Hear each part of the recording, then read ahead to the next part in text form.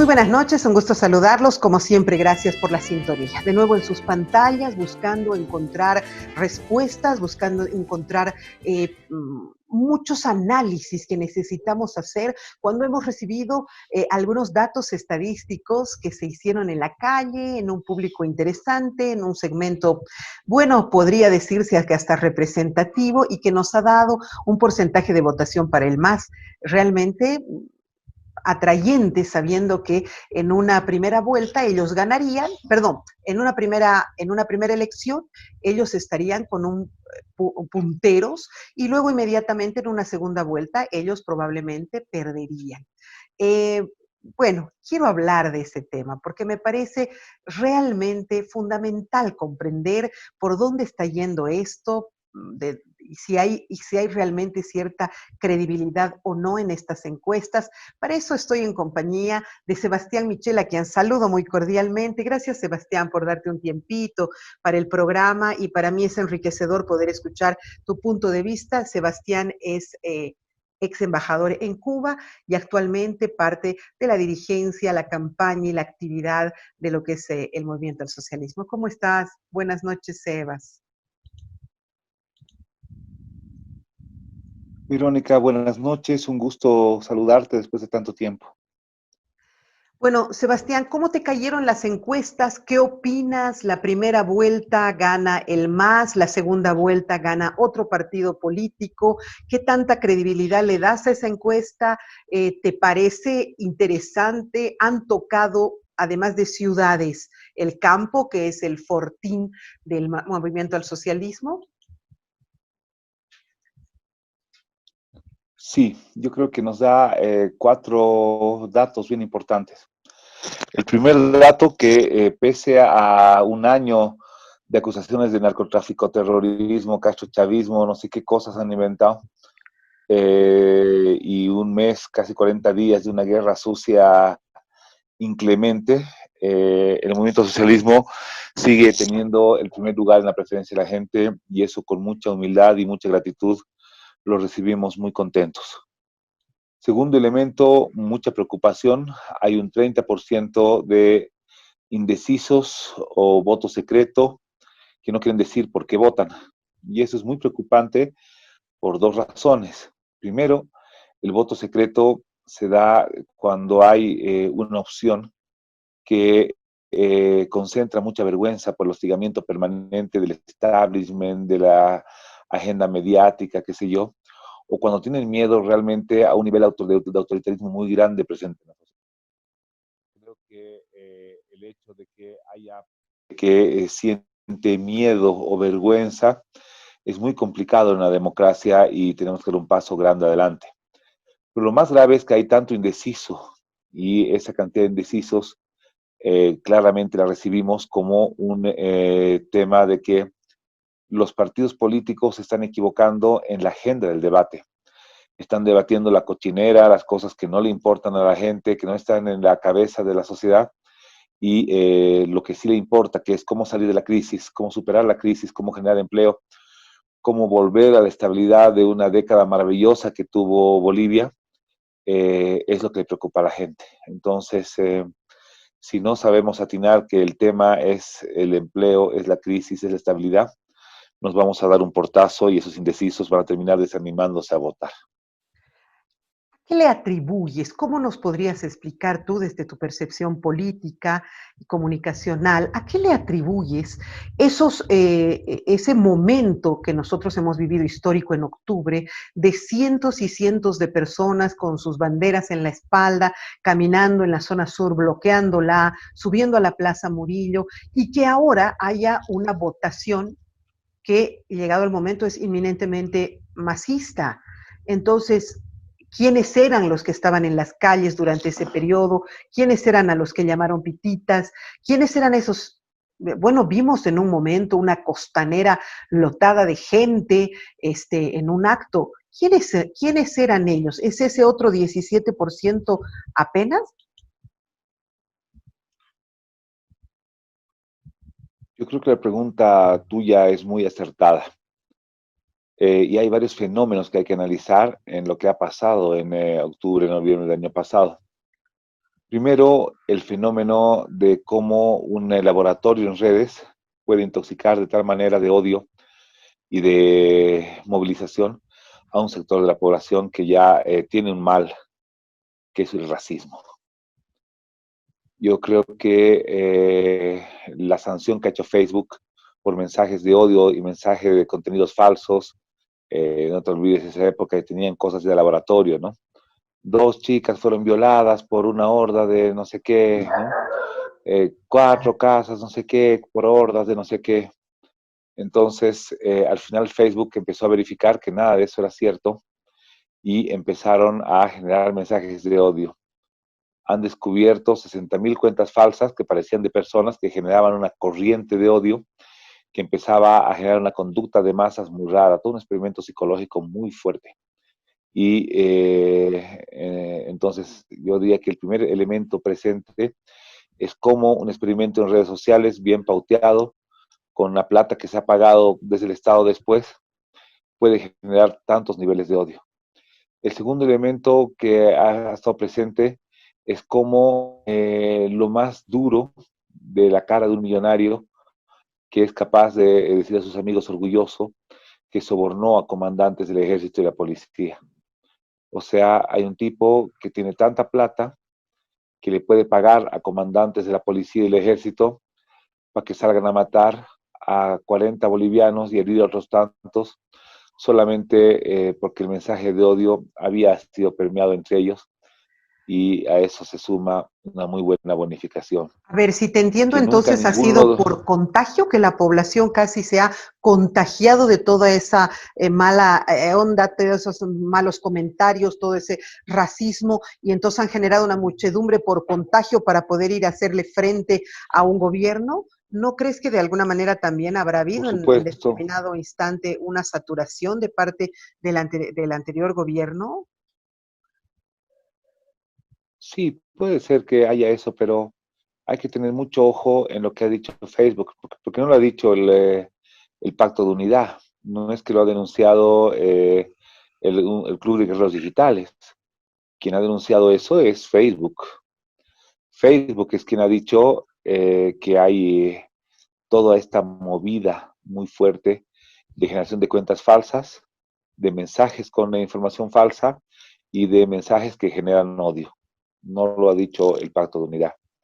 Segundo elemento, las matanzas no han sido ese movimiento que tú llamas de pititas, han sido policías y ejército. Y lamentablemente no han salido en resguardo de cumplir lo que ellos han jurado hacer, sino han salido a matar al pueblo con armas y municiones letales, munición de guerra.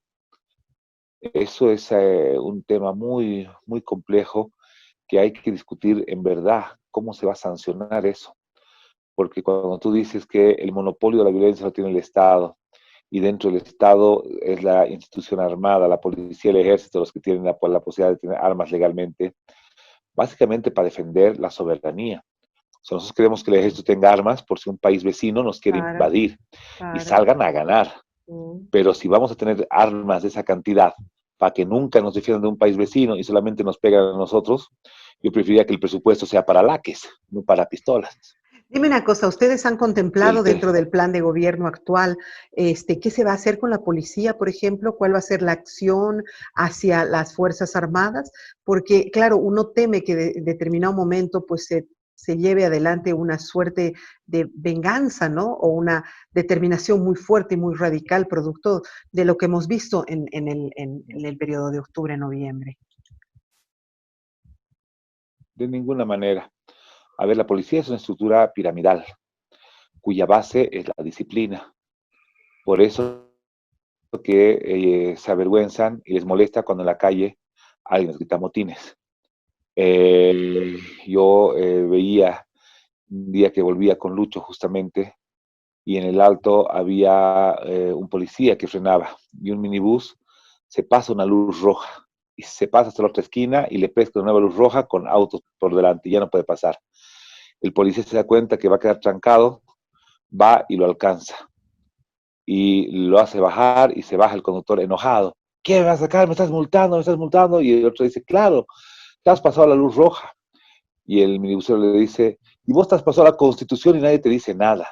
Eso, Ah, ese soborno a un comandante, porque el sobornado ha sido Yuri Calderón, no ha sido más. ujú. La gente tiene que actuar en pirámide y les...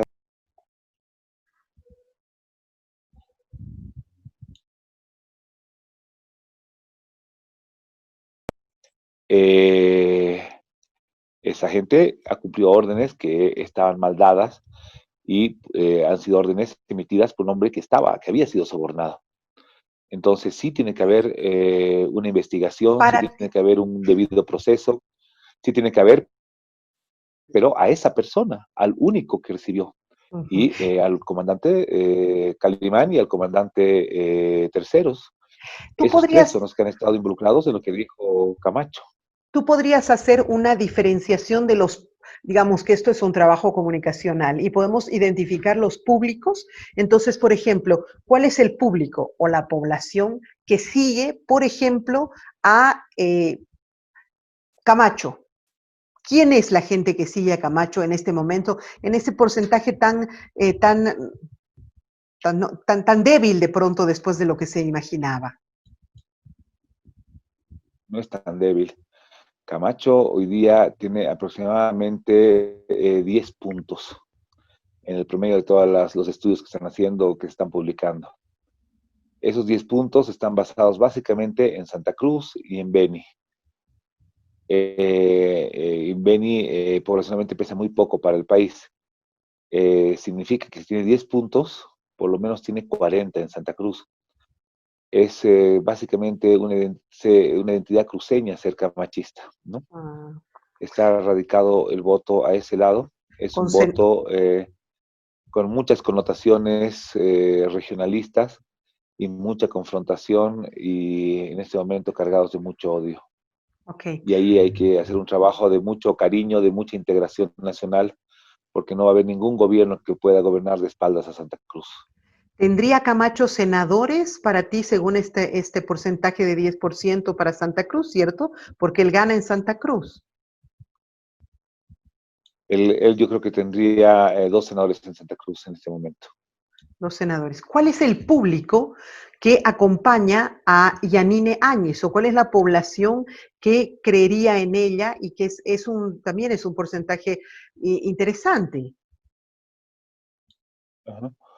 15% es el promedio de las encuestas que van saliendo entre una y otra, base en el oriente, en Tarija, en Cochabamba, está un poco más regionalizado, es un poco mayor que el de Camacho, pero esa cantidad de votos está un poco más dispersa en más de un departamento, a diferencia de Camacho, que está básicamente basado en uno.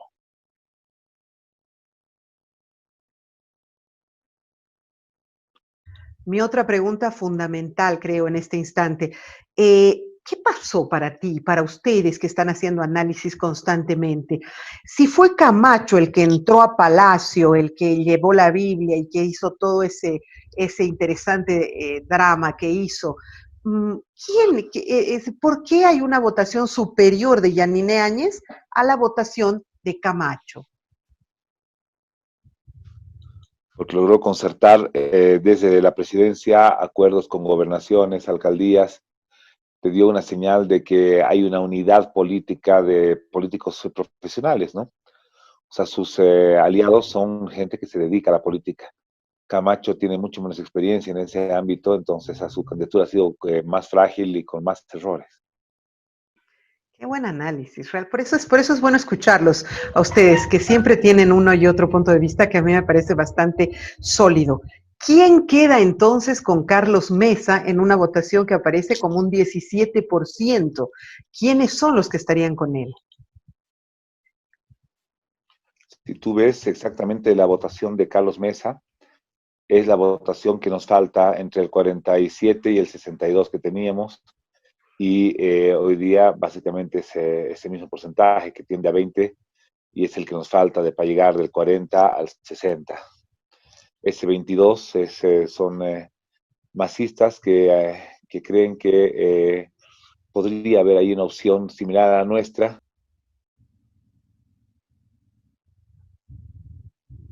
democrático, y que se siente ahí cómodo. Pero son en esencia exvotantes del MAS que han apoyado las reformas, que creen que hay que tener moderado el impulso regionalista, pero también que hay que integrar a todas las regiones. Esa es un poco la característica del votante de mesa. Yo diría que O sea, incluso sus exmasistas. candidatos son como gente. Sí, sí, sí, sí. Es gente que ha votado por el MAS en más de 4 elecciones. Si tú dices el 62% votó por el MAS del 2014 y después solamente el 47%, ¿dónde está ese 15%? Yo no creo que se hayan ido donde Yanine, no creo que se hayan ido donde Camacho. Yo creo que ese voto está con Mesa, ¿no?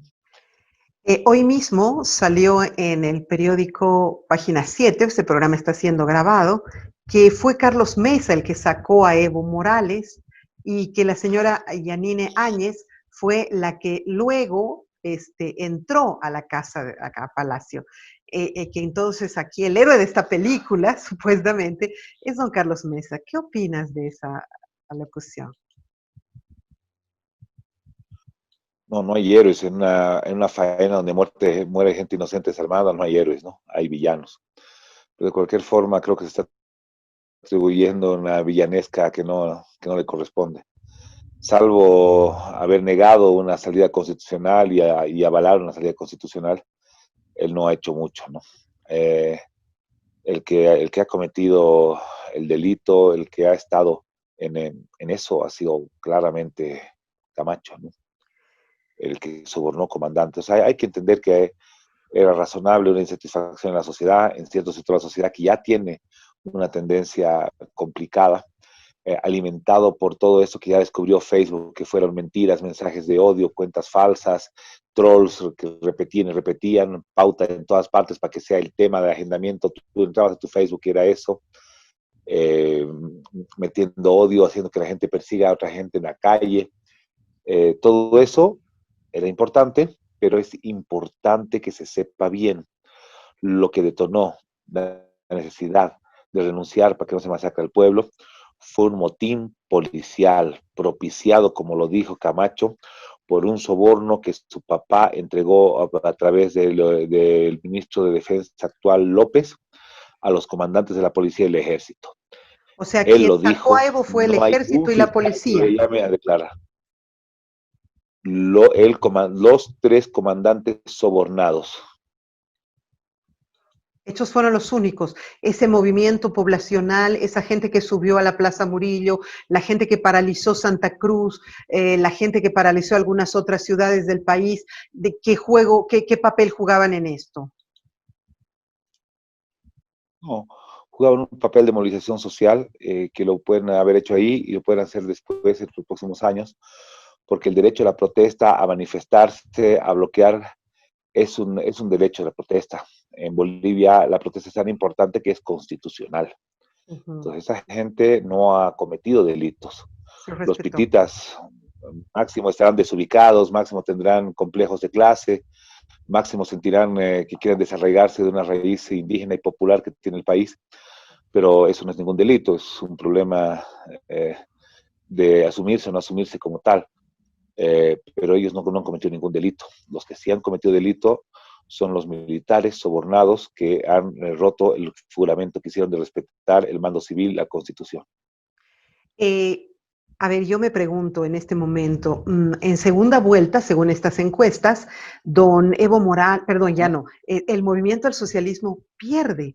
Según estas encuestas, en segunda vuelta el movimiento al socialismo pierde. Yo he sumado 17 más 16 más 10 más 4 más 2 más 1, ¿no? Y ni así se llega a un porcentaje como para pasar más del 50%. Te pregunto, ¿a qué se atribuiría ese triunfo de Carlos Mesa, o bueno, sí, Carlos Mesa, en la segunda vuelta? No, tampoco sé a qué se atribuyen, pero cualquiera podría ganar en primera o en segunda. O sea, la democracia es así, te puede dar sorpresas. Lo importante es que haya democracia, que no se asuma un gobierno con muertos, con policía amotinada, y que no se asuma que uno puede gobernar prorrogando y prorrogando y prorrogando elecciones. No importa quién gane, lo que importa es que se gane en democracia. ¿Tú crees en todas estas encuestas que se han realizado de Si es Mori? ¿Tú les tienes credibilidad? ¿Crees que hay una línea de fiabilidad en estas encuestas por su población, por su muestra, por todo aquello? Yo tiendo a creer, o sea, C.S. Mori ha trabajado bastante, yo he tenido varias cosas con C.S. Mori, me parece que su metodología en grueso es positiva. Creo más cuando publican una encuesta como la que han publicado este fin de semana, que es pública, que es abierta, que cuando dejaba filtrar encuestas de 25-24, digamos. Pese a que esas encuestas no solamente de ciudades capitales, con sesgo telefónico, con acceso a megas, pero sí, en general me gusta creer en la estadística, creo que es una ciencia que ayuda mucho, una ciencia oportuna, que te da un pantallazo correcto, y cuando una encuesta te da algún dato negativo, más bien te llama a trabajar y no a enojarte, ¿no? Entonces, como dicen que hay un 30% de gente que no sabe, no responde, indecisos o voto oculto, hay que segmentar bien, hay que entender bien que el voto oculto es gente que puede estar muy asustada o muy avergonzada.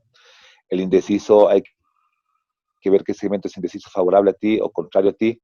El favorable a ti, cuál es su principal problema, y tratar de hacer sintonía con esa gente indecisa. En la anterior elección ustedes manifestaban constantemente que tenían un voto duro, un segmento de la población absolutamente leal.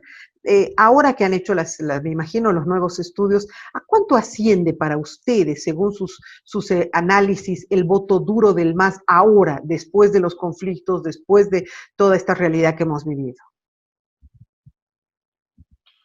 Yo soy enemigo de pensar que hay votos duros, porque la gente en cada elección evalúa si le gusta o no, si le va a dar continuidad o no.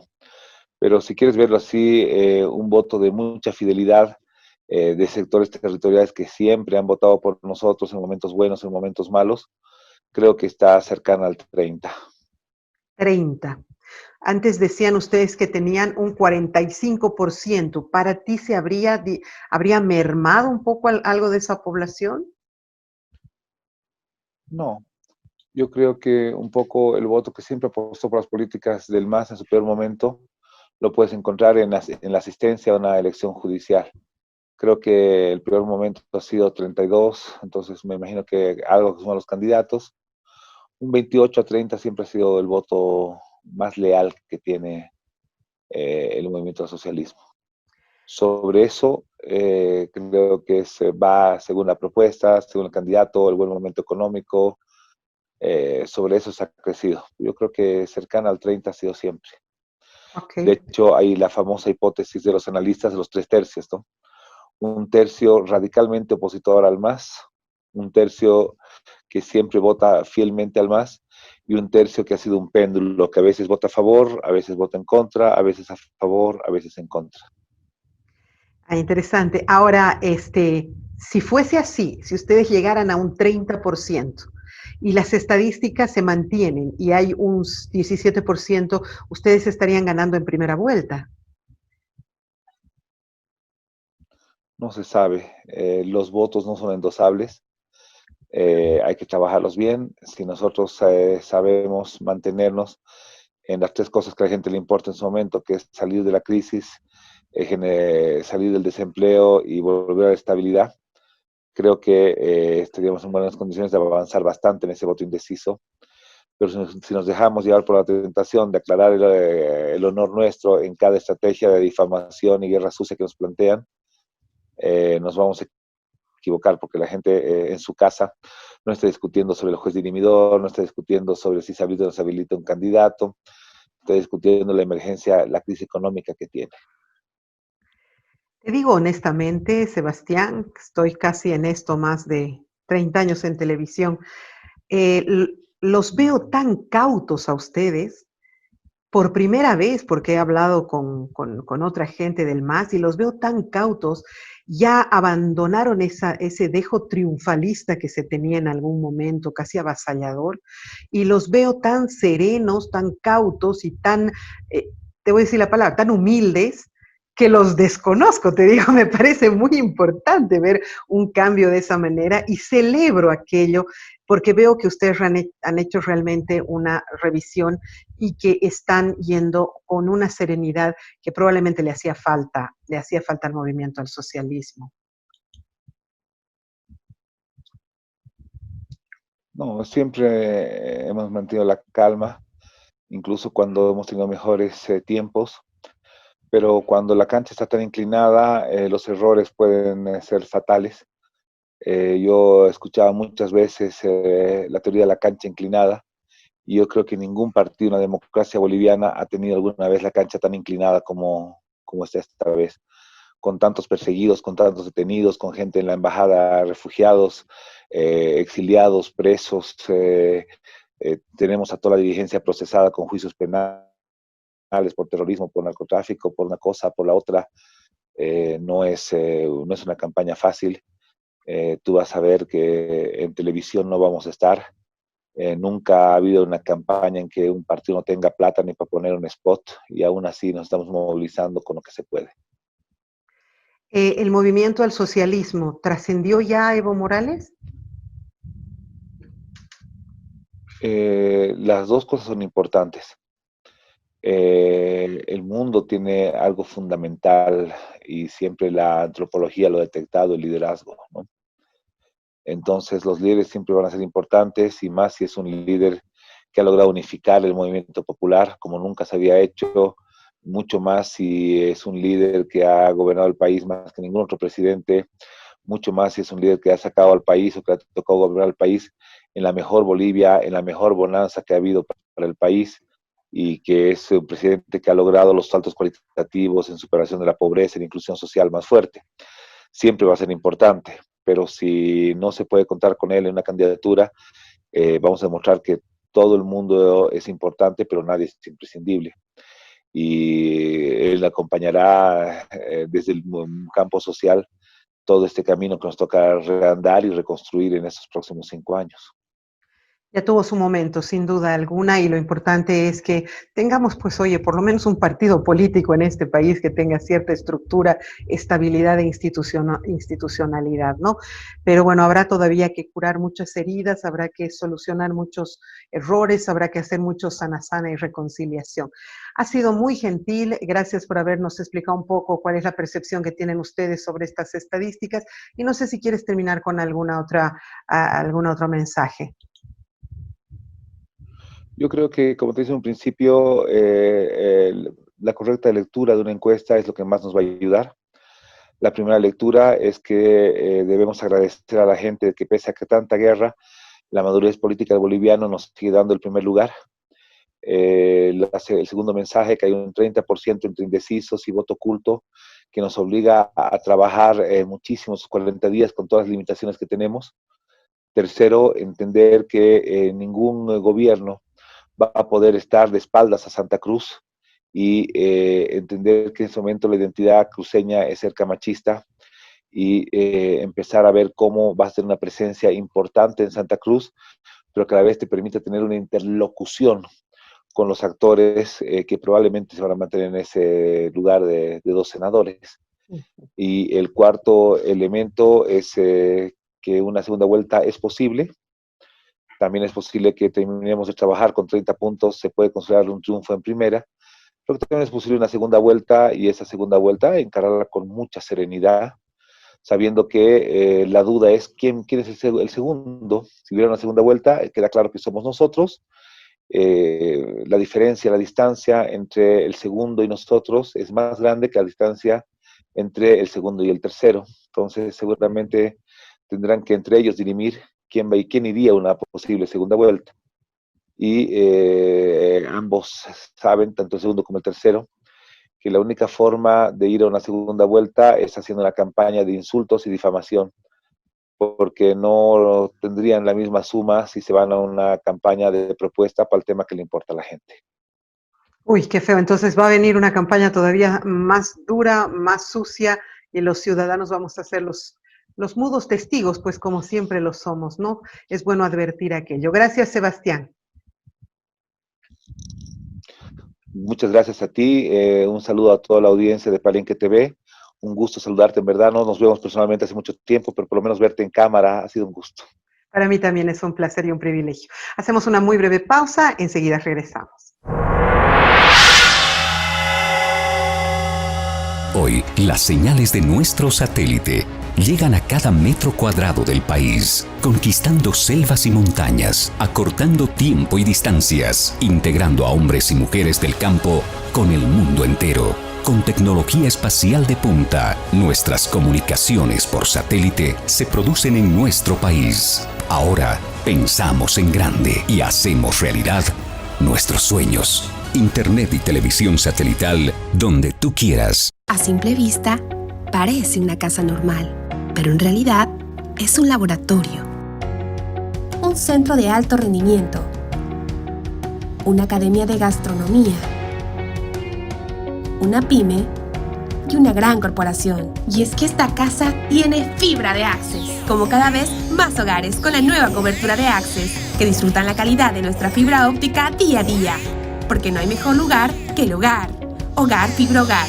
Cámbiate a Access. Esta empresa está regulada y fiscalizada por la ATT. Segunda media hora del programa, y luego de haber entendido un poco la lógica del movimiento al socialismo con Sebastián Michel, que nos ha explicado cómo ellos están viendo estas estadísticas, me interesa mucho también conocer otro punto de vista. Y en este momento, Andrés Torres, que está acá conmigo ahora, está haciendo un trabajo constante de, digamos, de escuchar también otros puntos de vista de analistas y de mucha gente. Andrés, querido, yo te he visto tanto tiempo y todavía veo en tus imágenes de Facebook, tú en Plaza Murillo bailando la cueca con la rojo, amarillo y verde en tu espalda. Te he visto también con tu guitarra y tu bandera en la espalda. Es decir, tú has tenido una lucha muy clara. Podrías decirse que tú eres un pitita, ¿sí? Claro, Hola. yo tengo la suerte, buenas noches, es un placer estar contigo, Verónica, en tu programa otra vez, perdón. Y sí, para mí es una lucha muy, muy diferente y muy importante, porque la hice con mis hijos. Fueron mis hijos que me llevaron a las calles, no fue al revés. Y fue su fuerza, su rebeldía la que fue la protagonista de octubre del año pasado. Entonces, ha sido toda una aventura familiar, y además fue una aventura familiar musical, porque era la guitarra más que el arma de lucha y el arma de discusión y de arengas y de todo. Entonces componíamos canciones. Entonces tú te reconoces pitita. Por supuesto. Además, no creo que es pitita. Pitita es un nombre que le puso Evo Morales para describir cómo él subestimaba al pueblo, ¿no? Yo creo que era un pueblo organizado de todo el país, que por primera vez en la historia de Bolivia las manifestaciones no eran en La Paz principalmente, sino eran en todo Bolivia, y de todo Bolivia llegaron a La Paz. Generalmente las revoluciones y los cambios en Bolivia han sido al revés. Pasaban en La Paz, todo el país seguía casi normal, y en La Paz se resolvía el cambio de poder. Aquí fue al revés, y eso fue impresionante. Yo tuve la suerte de viajar a Cochabamba durante los días claves, y era impresionante. O sea, daba vergüenza ir a Cochabamba y decirles que en La Paz no estaba pasando nada, y que era ahí donde realmente estaban bloqueando, realmente todo había paralizado, igual Santa Cruz, y así era todo el país, pero La Paz estaba dividida, y después ya a La Paz llegó toda la movilización, ¿no? Bueno, sí, y mi pregunta es lógica, ¿no? ¿Dónde está toda esa gente ahora que vemos las encuestas que acaban de salir el fin de semana de C.S. Mori? ¿Dónde está toda esa gente que en determinado momento, como le preguntaba yo también a Sebastián, colmó todo lo que era la costanera en las afueras? O sea, esa gente era el 17%, ese 17, y bueno, 14 más 10, digamos. ¿Ellos eran? ¿O quiénes eran? ¿Por qué ahora hay, según las encuestas, un ganador que es el MAS con una votación superior? Más bien hay un 70%, 80% prácticamente de un país que no quiere al MAS, que quiere cualquier otra cosa que no sea el MAS. Pero lo que gana en las encuestas y los datos de las encuestas no es eso, sino es que hay un 30% de bolivianos que está asqueado con todas las ofertas políticas que hay porque no consideran que responden a las ilusiones o a las esperanzas de la gente. Entonces, si hay algo que está primero en las encuestas, es el descontento con la oferta política vigente. Y eso tiene una explicación muy clara. Las elecciones, la repetición de las elecciones de octubre, se trataban de unas elecciones contra el MAS. Sin embargo, las elecciones de ahora no tienen ya que ver contra el MAS, sino tienen que ver con cómo solucionar la crisis política que hay en el país. Y la gente, cuando ve a los políticos hoy día, sí, como te decía, la gente mayoritariamente está asqueada de la forma de hacer política clásica. Yo creo que lo que ha colapsado en octubre del año pasado ya es esa forma de hacer política en la que hay 4 características principales: el mentir descaradamente, el subestimar a los ciudadanos, el instrumentalizar políticamente todas las decisiones y todas las crisis, sobre todo el tema de la crisis de la pandemia, ha generado en la población un asco por la política y por tradicional. Y está emergiendo una nueva forma de hacer política, que es la política transparente. Entonces, lo que está hoy día liderando las encuestas es ese asco por la política tradicional. Okay. Y la oferta política no responde a lo que la gente hoy día necesita, que es certidumbre. Entonces, van a ir a votar la mayoría de los bolivianos el 18 de octubre, pero van a votar tapándose la nariz la mayoría, y van a optar por una de las fuerzas. Por el mal menor. Por el mal menor, exactamente. Y van a votar por el candidato que proponga certidumbre y sobre todo reconciliación. Aquellos que proponen polarización van a perder, los que atacan y polarizan. Por ejemplo, el MAS, o por ejemplo los más radicales, o un Camacho, por ejemplo, la tiene muy difícil por la polarización del país. La gente necesita certidumbre en este momento y los políticos no están leyendo eso, y lo que les está diciendo las encuestas es precisamente eso, ¿no? A ver, tú eres de descendencia, tú eres descendiente de oriental, ¿no es cierto? Y me pareció muy interesante el hecho de que, por ejemplo, en la primera parte, Sebastián haga referencia a un voto machista, muy tradicionalista, de Camacho, de la parte oriental del país. ¿Quién está votando por Camacho en esta encuesta? ¿Quiénes son esos sujetos que supuestamente estarían apostando a que él sea presidente? El estereotipar el voto de Camacho como machista me parece muy básico.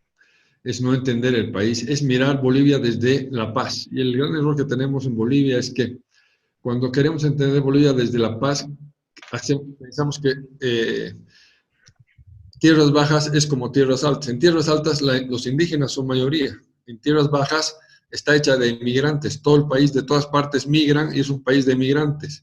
O sea, ahí en tierras bajas los indígenas son una minoría, los originarios son minoría y todos somos migrantes en tierras bajas, porque te doy un dato: en el año 70 había 15,000 habitantes en Santa Cruz. Sí. Entonces, es una tierra de migrantes. Entonces, ¿esos migrantes estarían votando por Camacho? ¿Sería esa gente, los Esterovica, Blancovic, no sé, todos los... Es una forma distinta de ver el país. En tierras bajas, en Santa Cruz, en tierras bajas, no se ve el país como lo vemos en tierras altas. Y en tierras altas no se ve el país como lo ven en tierras bajas. Y el gran problema de Bolivia desde hace varios años, que el Evo no entendió y muchos políticos no lo entendieron, es que no se ponen en el lugar del otro para entender Bolivia desde el otro lado. Y cuando Sebastián dice que esto sea... que los machistas votan por Camacho, está mirando Bolivia desde los Andes y no entiende lo que está pasando. Y el gran cambio en el país, y eso es el otro punto importante, es Santa Cruz es el nuevo protagonista de este país, como lo fue La Paz en 1900, cuando cambiamos de la era del estaño a la era de la plata, y La Paz se convirtió en el epicentro y en el centro de la bolivianidad, con el lugar donde todos migraban. Hoy día Santa Cruz es el centro de la bolivianidad, donde todos migran y todos se encuentran. Pero eso es un 13% de nuestra población, por lo menos por lo que hemos visto, que se siente representada por él.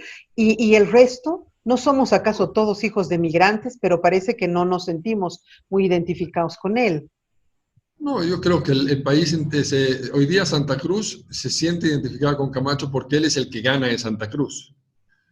El que tiene el respaldo mayoritario en Santa Cruz no es ni Mesa, ni el MAS, ni Tuto, ni Áñez. El que tiene el voto mayoritario en Santa Cruz es Camacho. Y eso tenemos que entender que representa una forma de entender el país diferente.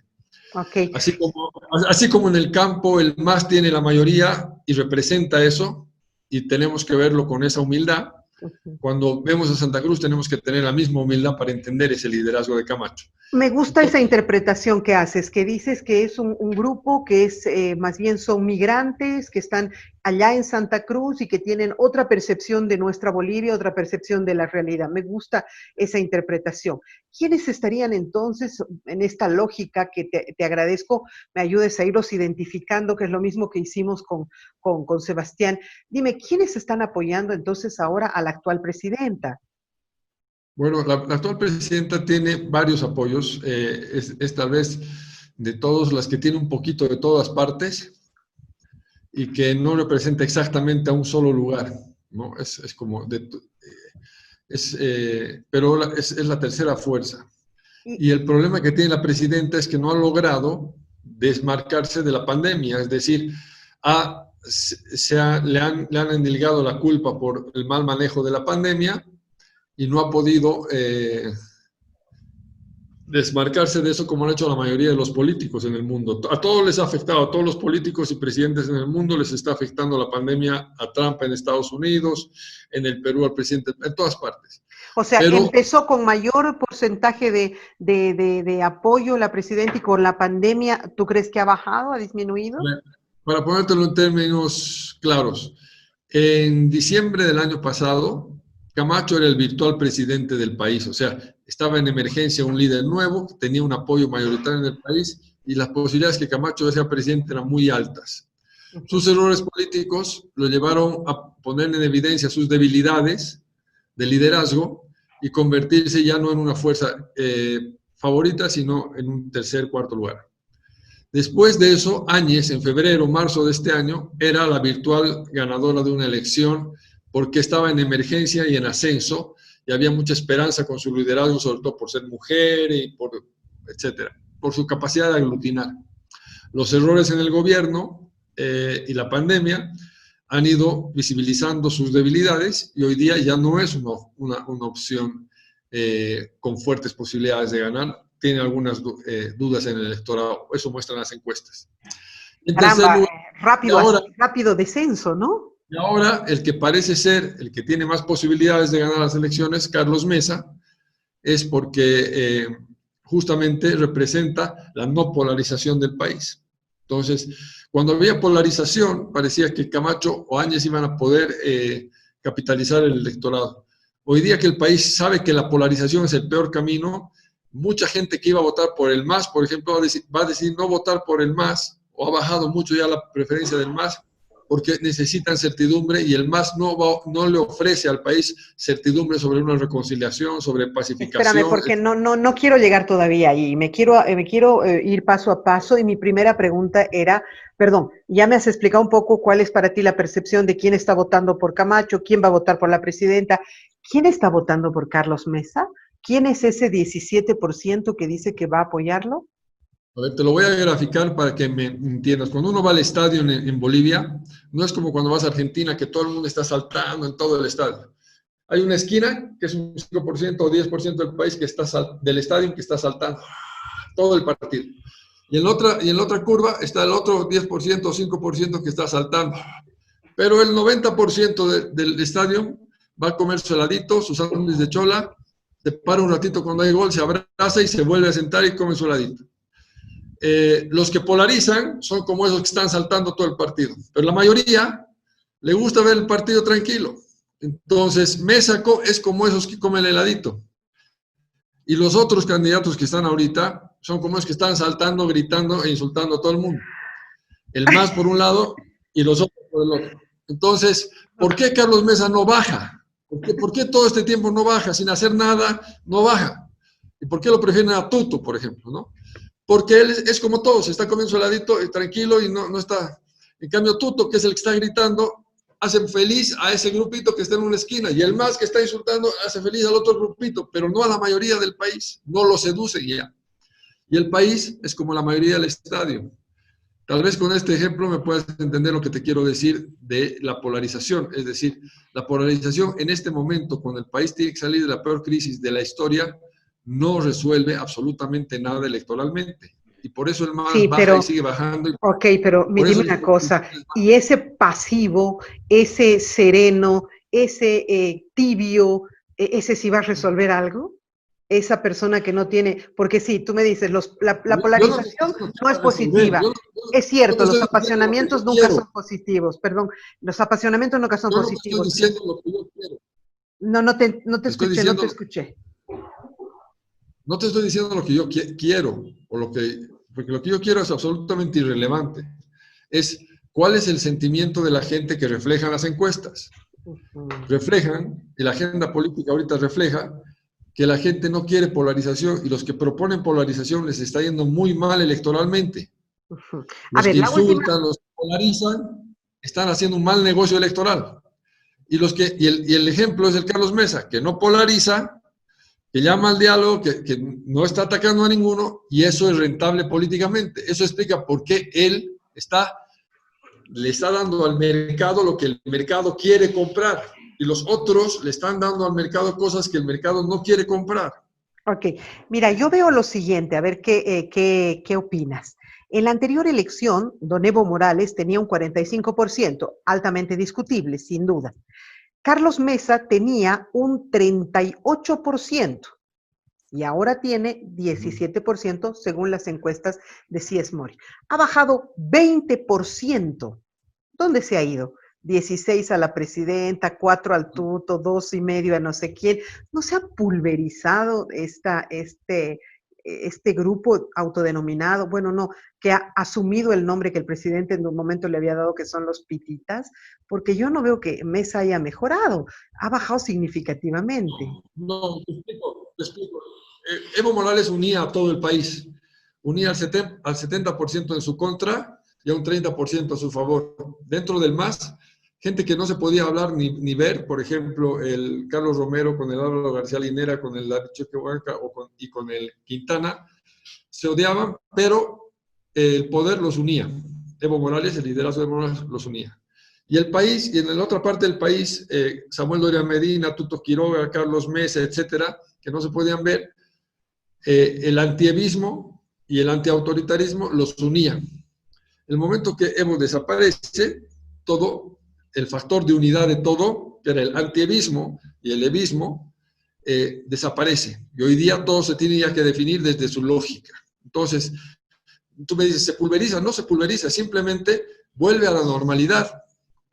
Y la normalidad, ¿qué es? Que Bolivia es un país diverso, no es un país homogéneo, no pensamos lo mismo, ni somos igualitos, ni nada. Es todo lo contrario, somos un país diverso y heterogéneo y de muchos matices y de muchos colores.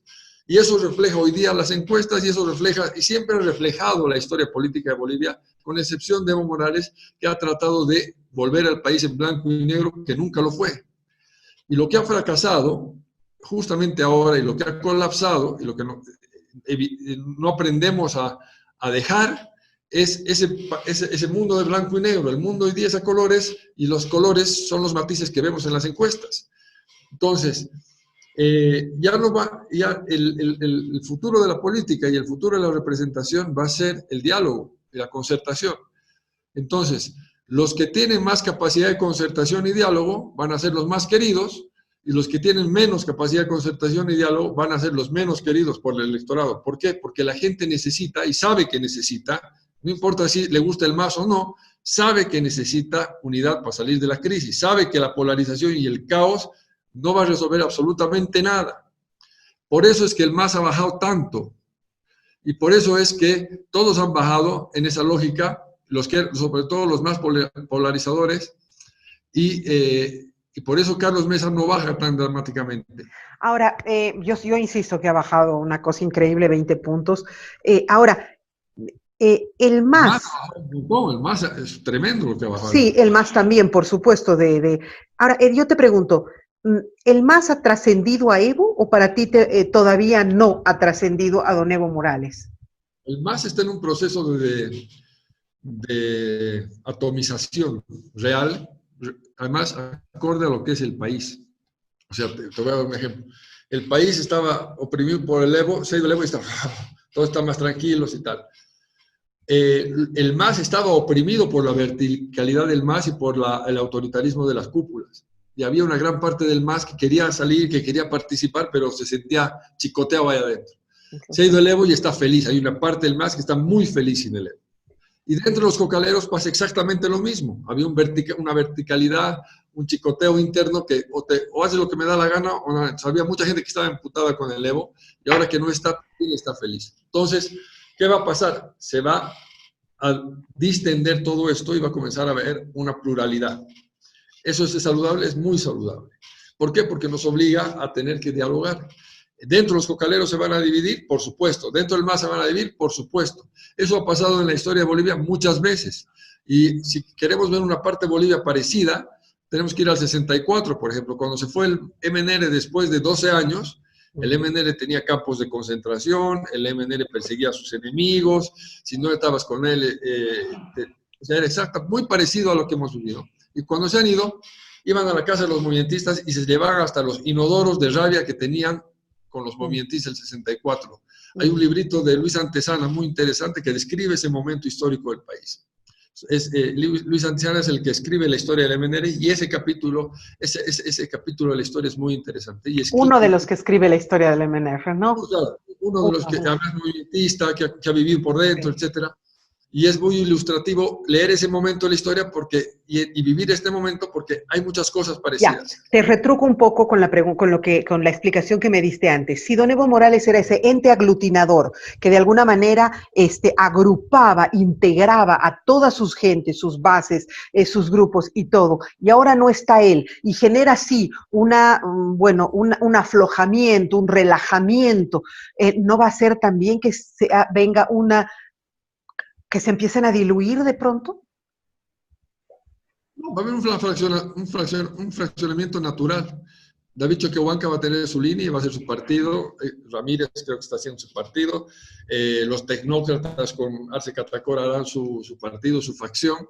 Y buscarán desde donde están, tal vez reaglutinar al MAS, pero va a ser muy difícil. Yo creo que el liderazgo de Evo Morales, sobre todo con el escándalo de esta chiquita Noemí ahora y sus gustos sexuales, que se han puesto en evidencia, va a ir cayendo cada vez más y se va a ir sabiendo la verdad. Como hemos sabido, por ejemplo, de Bill Cosby, como hemos sabido de Woody Allen, como hemos sabido de tantos personajes, que cuando esto comienza no para porque la gente comienza a dejar de tener miedo y a contar lo que realmente pasa. Entonces, el Evo como Evo, yo creo que ya no se va a parar nunca más y va a desaparecer. Y el MAS se va a tener que reinventar, porque el costo de los gustos sexuales de Evo Morales le está generando un golpe al MAS muy duro, del cual va a ser muy difícil que se levante. Entonces, el MAS va a tener que... Evo Morales, ¿por qué lo sigues juntando como si fuese uno solo? Yo creo que ya yo no lo junto como si fuera uno solo, ellos se juntan. O sea, el Evo sigue diciendo que sigue siendo el jefe de campaña del MAS. El Evo acaba de pedir que ser senador por Cochabamba contra la ley. O sea, no los junto yo, ellos son en el discurso y en todo lo que hacen. Y Sebastián ha oído hablar de Evo Morales hace un rato, ¿no? Ellos lo hacen todo el tiempo, no es que lo estoy haciendo yo. Entonces, Evo Morales, mientras siga con el MAS, le va a seguir haciendo daño y lo va a ir destruyendo. El MAS tiene que desmarcarse y renovarse políticamente, convocar a sus fuentes jóvenes de liderazgo, a la Adriana Salvatierra, llamar a los jóvenes y decir, señores, hay que cambiar el MAS. Y jubilar a los viejos, porque... si hay algo que va a comenzar a salir a la luz pública son todas las cosas que se han hecho durante el MAS, las malas y también las buenas, pero las malas sobre todo, y van a haber juicios y los líderes que han hecho corrupción, etcétera, se los va a saber y eso es inevitable. En la era de la información y el conocimiento, Verónica, es imposible ya mentir. O sea, si hay algo que está en decadencia y explica mucho por qué Yanine Áñez no es la favorita ahorita, es que haciendo política mintiendo no logras subir, es imposible. Sí. Y es por eso que el Evo ya no es presidente. Es por eso que el Evo ya no es presidente, es por eso que el MAS ya no sube, más bien baja, es por eso que Camacho no llegó a ser un gran líder porque mintió, y la mentira es muy cara en política hoy día, y porque hay un video que te filma, porque hay una cosa que se sabe y tal, y es imposible mentir. O sea, ser impostor en política ya se ha es muy puesto muy difícil. No, sí, y en la vida en general, ¿no es cierto? Dime, por favor, para ti, ¿va a haber una segunda vuelta? Sí, va a haber, por supuesto. Nadie tiene la capacidad de ganar con más de 10 y por encima de 40, es imposible. ¿No crees que el MAS pueda alcanzar una votación así, siendo que en las encuestas no se ha podido hablar con la gente del campo? Perdón. No hay ninguna posibilidad. El MAS está en un proceso de descomposición muy grande. La pluralidad de Bolivia es muy grande. Vamos a tener unas elecciones diferentes. No te olvides que vamos a tener casi 1 millón menos de empadronados luego de una depuración del padrón. O sea, van a haber 6 millones y pico en lugar de 7 millones y pico de empadronados en el país. Sin ese millón de votación extra, el MAS no puede ganar las elecciones. Además, el país es mucho más diverso de lo que lo vemos. No van a haber ese voto de ovejas que son obligadas, achicotados a votar. Van a haber veedores en todo el país, por lo tanto vas a poder votar en contra del MAS sin que tenga un costo personal en tu comunidad porque el voto es secreto. O sea, la realidad que hemos vivido ya no va a volver más. Y lo importante es entender eso para mirar al futuro con otros ojos y reinventarse. Que la pandemia no haya servido solamente para aprender a comer mejor, que haya aprendido a saber que los malos hábitos tienen consecuencias en la salud, que los malos hábitos tienen consecuencias en todo, sino que también tiene que servir para hacer esa reflexión interna sobre la política. Y la política va a cambiar mucho en esta elección, va a ser el inicio de una nueva era y el fin de la anterior. Ahora, vamos a tardar todavía 5 años en jubilar a estos políticos de siempre, porque no quisieron abrir un nuevo proceso electoral después de la pandemia, y los vamos a jubilar con esta elección, y después viene lo nuevo, con los alcaldes y con toda esta nueva etapa que va a venir. Y ahí vamos a ver el fraccionamiento, Según tú, cómo el MAS se va a atomizar. ¿El próximo presidente del país va a ser Evo Morales? Perdón, ¿va a ser Carlos Mesa? En este momento, yo siempre digo, en Bolivia los escenarios cambian cada semana, ¿no? Hay eventos extraordinarios que cambian los escenarios. Por lo tanto, uno no puede decir a ciencia cierta, va a pasar esto. Pero hoy día, la tendencia que Carlos Mesa es el virtual presidente de Bolivia, sin duda alguna, ahorita es la mayor posibilidad. ¿Por qué? Porque el MAS no logra aglutinar y el MAS no logra seducir al país que lo votó. Y el MAS, hablando en serio, no debería estar ni siquiera en las elecciones porque al hacer fraude no merece estar en las elecciones. Ha hecho trampa, tiene doping, la han encontrado con doping y no puede, porque estamos en este momento y en esta elección porque el MAS ha hecho fraude. Entonces, está ilegalmente compitiendo. Lo más probable es que para las elecciones municipales ya no haya la sigla del MAS, o por lo menos sea sancionada, porque ya las pruebas del fraude van a estar claras y evidentes. Pero eso es inevitable. Si el MAS está en esta elección es por una incapacidad de las instituciones de fiscalizar los problemas del país y por calcular políticamente por encima de la ley. El MAS está, ni modo. El MAS no tiene posibilidades de subir más de lo que tiene, del 20 y pico %, y con suerte en su mejor sueño llegar a 30. Esa es la realidad del país. Con ese 30 le va a dar para gobernar, no, porque tiene que seducir al 70% para que lo voten a él por encima de otro, y eso es prácticamente imposible. Por lo tanto, el escenario real de las elecciones es una segunda vuelta, donde va a haber un presidente votado legítimamente con 50 más 1 de los votos, y esa votación le va a dar la legitimidad para gobernar el país. Pero cualquiera que sea el presidente, el MAS, o Arce Catacora, o Carlos Mesa, en este caso que tiene más posibilidades, va a tener que llamar a todos para hacer un gobierno de unidad. Seguro, claro que sí. Porque va a ser Tiene que ser imposible gobernar Bolivia sin unidad. Así es. Y la gente que conspire contra la solución a la crisis va a ser cada vez más aislada por el país. Es decir, digamos, si yo pierdo, el MAS pierde y quiero yo bloquear el país en un momento de tanta crisis como la que vivimos, sí, va a ser todavía más caro políticamente hacer eso que sumarse a la unidad y a salir todos de la crisis, porque ya lo que hemos vivido y lo que estamos viviendo es terrible. Es un año de absolutamente paralización completa de este país. Entonces, yo creo que hay que ser muy optimistas, o sea, ¿Por qué? Porque las circunstancias nos van a obligar a unirnos y a reconciliarnos, primero. Segundo, la era de la información y el conocimiento va a hacer que sepamos la verdad de lo que ha pasado durante 14 años y se castiga a los culpables con pruebas. Segundo. Tercero, no va a ser ese el objetivo de esta etapa. El objetivo va a ser salir juntos de la crisis y eso va a ser muy saludable. Cuarto, va a haber dinero, porque el mundo entero va a generar dinero para que todos salgamos de la crisis, porque esto lo está pasando a todos. Entonces van a haber financiamientos y van a haber créditos y van a haber... Lo que vamos a tener que decidir es dónde vamos a poner esa plata para que sea de la mejor forma gastada para que genere desarrollo. ¿Es posible que los políticos se roben esa plata? Es prácticamente imposible, porque la gente hoy día está empoderada de tal forma que sabe fiscalizar el poder. Y si ven alguna cosa rara, la van a atacar de frente. Por lo tanto, la discrecionalidad, la maniobra de los políticos es muy baja. Por esas 5 razones, el escenario de mediano plazo es muy optimista para mí. El escenario de corto plazo es un escenario de polarización, de crisis y vamos a tener unas elecciones pronto. Bueno, te voy a volver a convocar más adelante para que vayamos midiendo la temperatura de todo este proceso. Gracias, Andrés, un gusto haberte tenido en el programa. Bueno, espero que haya sido más o menos clara mi explicación y un abrazo y gracias. Siempre una alegría estar en tu programa. Sí, no, lo del fútbol me encantó, de verdad que me encantó. Muchísimas gracias, un abrazo. Un abrazo a ustedes también, gracias por la sintonía como siempre. Mañana nos encontramos.